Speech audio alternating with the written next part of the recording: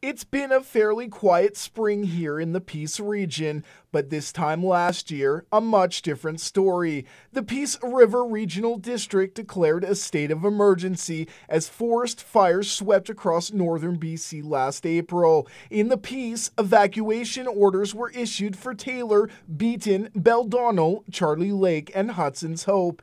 And while fire risk is currently low, firefighters in Taylor want to make sure residents are prepared for this year's forest fire season and any other large-scale emergencies that may occur.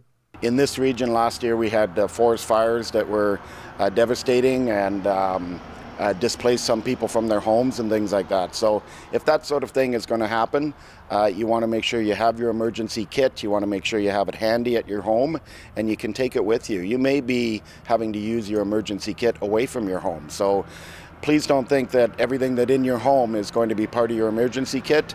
You want that in a separate sort of to-go bag or carry bag, something you can take with you. This week marks the annual Emergency Preparedness Week in Taylor, and firefighters are out in force educating residents on how they can better prepare themselves for emergencies. This year's theme is identifying hazards and understanding what kind of potential emergencies you could have in and around your community. Then developing an action plan and building a 72-hour emergency kit with your family. It's important to understand that planning for an emergency is not necessarily something you have to spend a lot of money at. You may have a lot of these items already in your home. So the idea is you want to plan for 72 hours. So that means good drinking water and a supply, and you want to rotate that out every 6 months or a year if you have it stockpiled at your house. You want some food supplies, you want batteries, you want to pack some extra chargers for your cell phones that may or may not be working at the time. You just want to be prepared. You want to have some contact lists ahead of time, and you want to make sure that everyone in your family knows about the plan that you have and what you're going to do in case of an emergency.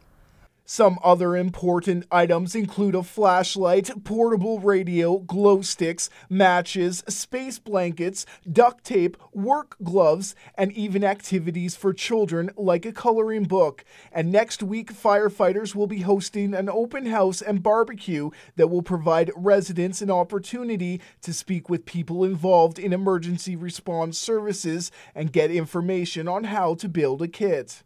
There's times where people are not prepared, and particularly in a larger scale emergency, the first responders and their people and their skills, many of them are volunteers in our communities in the north, are going to be drawn in many different directions. So the response time may be a bit slower in a larger scale emergency. So that's why it's so important to be prepared and be able to handle that first 72 hours yourself.